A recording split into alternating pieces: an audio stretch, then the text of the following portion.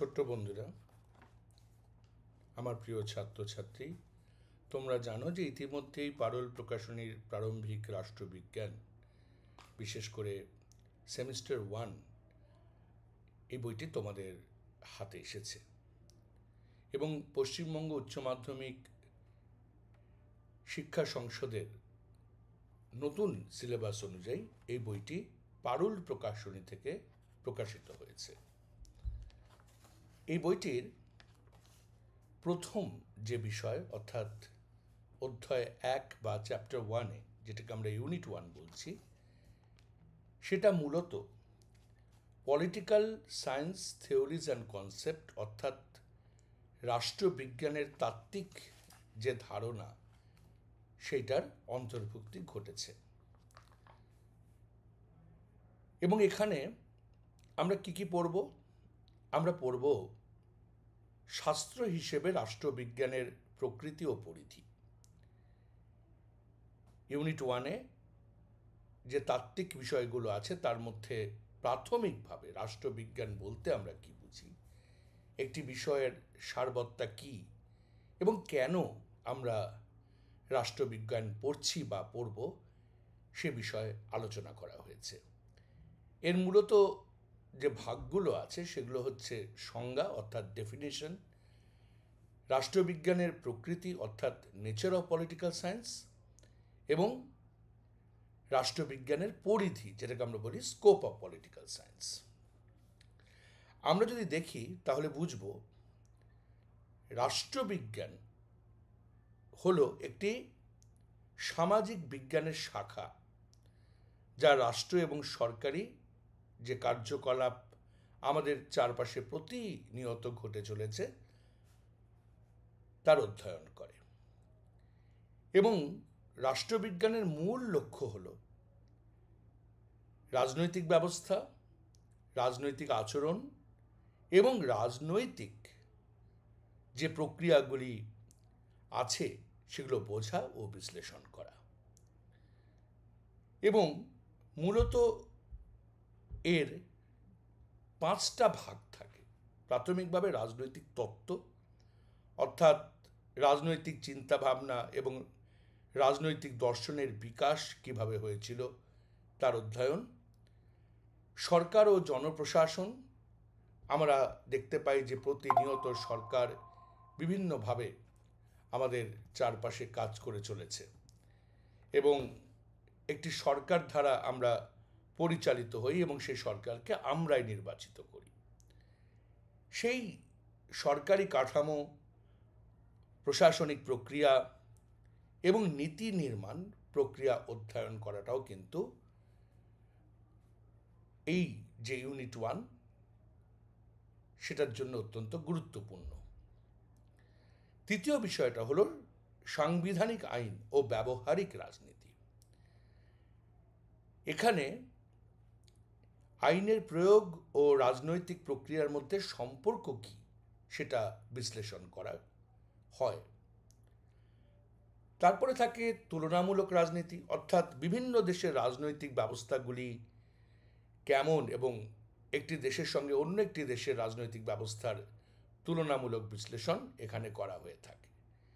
এবং সর্বশেষ হচ্ছে আন্তর্জাতিক সম্পর্ক, অর্থাৎ আন্তর্জাতিক সম্পর্ক, বিভিন্ন রাষ্ট্রের মধ্যে রাজনৈতিক ও অর্থনৈতিক সম্পর্কগুলি বুঝতে এবং বিশ্লেষণ করতে আমাদের সাহায্য করে।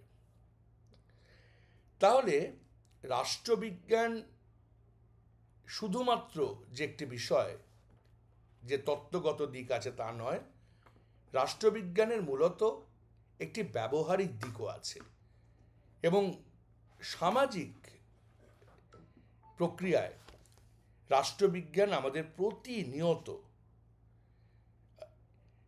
যে মানুষ সামাজিক জীব এবং মানুষের জীবনযাপনের সহজাত যে প্রবণতা, অর্থাৎ সমাজ, রাষ্ট্র, এগুলোকে আমাদের বিশ্লেষণ করতে শেখায়।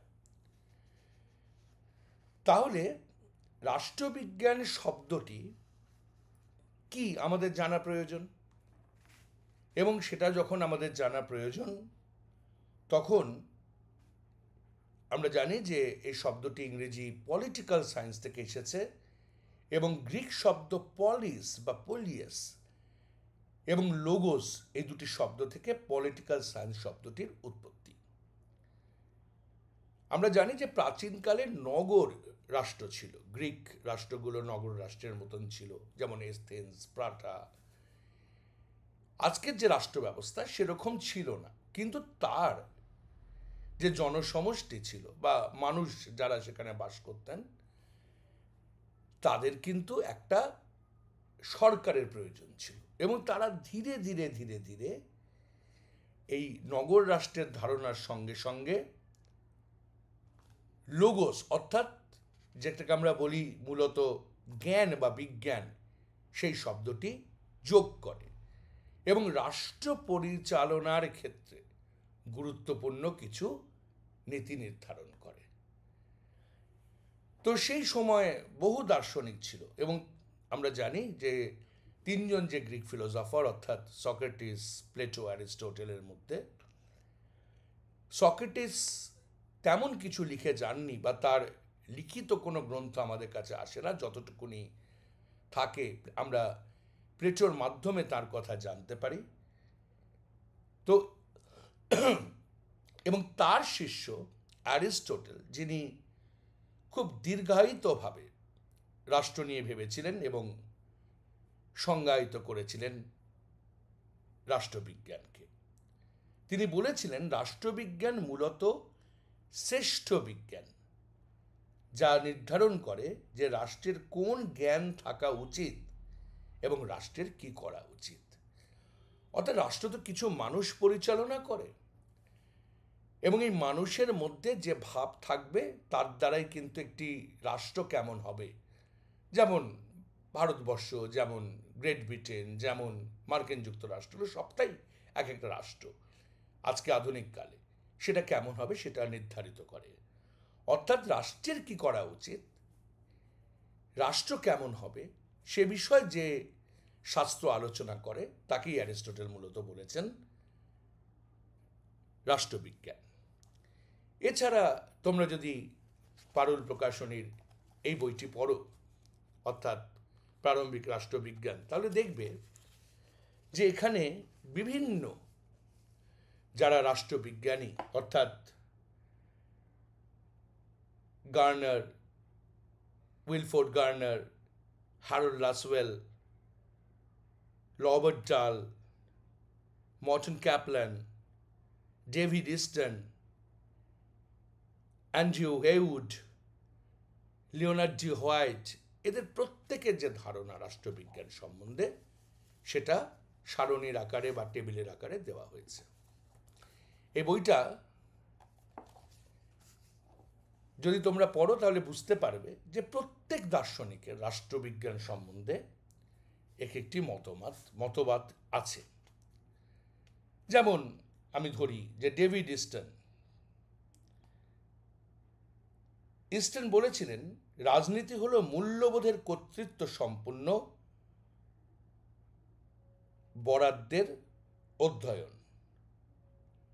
এটা হচ্ছে political science is the study of authoritative allocation of values. অর্থাৎ অথরিটি ছাড়া কেউ শাসন করতে পারে না, ক্ষমতা ছাড়া কেউ শাসন করতে পারে না।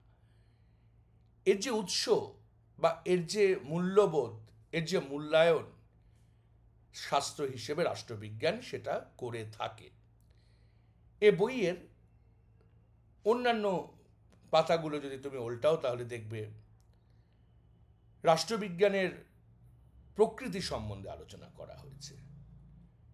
এবং আমরা আগেও আলোচনা করেছি গ্রিক দার্শনিক সক্রেটিস খ্রিস্টপূর্বাব্দ প্রায় 470 থেকে 399 সময় তিনি তার জীবনকাল, তার ছাত্র প্লেটো, তার ছাত্র অ্যারিস্টটল, বহু রাষ্ট্র দার্শনিকদের দৃষ্টিভঙ্গি পর্যালোচনা করলে আমরা একটি সমৃদ্ধ ভাবধারা বা ধারণা পাব বিষয় হিসেবে রাষ্ট্রবিজ্ঞান কি তা জানার।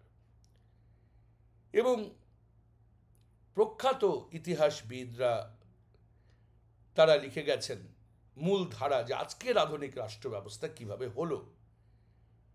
যখন আমরা জুলিয়াস সিজারের আলোচনা করি, যখন আমরা সিসেরের আলোচনা করি, তখন আমরা এই ধরনের ধারণা পাই। এবং ইতিহাসে সবচেয়ে বড় গুরুত্বপূর্ণ একটি বিষয় যে মধ্যযুগের ইউরোপে ঘটেছিল সেটা হচ্ছে ইনভেস্টিচার কন্ট্রোভার্সি বা অভিষেক বিতর্ক। এবং এটা ইউরোপীয় মধ্যযুগের একটি ঘটনা যেখানে একাদশ শতাব্দীতে পোপ ও রোম সম্রাটদের মধ্যে একটি বিতর্ক ঘটে যে কে ক্ষমতাবান। এবং এই সমস্যা থেকে রাষ্ট্রের যে ক্ষমতা তার ধারণার উদ্ভব ঘটে। এবং আজকের যে রাষ্ট্রবিজ্ঞান তার দর্শন সমৃদ্ধ হয়, কিন্তু তারও আগে আমি যেটা বললাম যে 384 খ্রিস্টপূর্বাব্দে অ্যারিস্টটলের জন্মগ্রহণ হয় এবং তিনি প্রথম রাষ্ট্র সম্বন্ধে আমাদের একটি পূর্ণাবয়ব ধারণা দেন। এবং ষষ্ঠ শতাব্দী থেকে প্রাচীন গ্রিসে প্রচুর লেখা আমরা প্রাচীন গ্রিসের সাহিত্যে রচনায় রাজনৈতিক বিশ্লেষণে দেখতে পাই রাষ্ট্র সম্বন্ধে ধারণাগুলোর উদ্ভব। এবং প্লেটো যেমন রিপাবলিক লিখেছিলেন, অ্যারিস্টটল যে বইটি লিখেছিলেন তার নাম ছিল পলিটিক্স। এই দুটি বই রাষ্ট্রবিজ্ঞানের ভিত্তি প্রস্তর বা মূল ধারণা স্থাপন করে। এছাড়া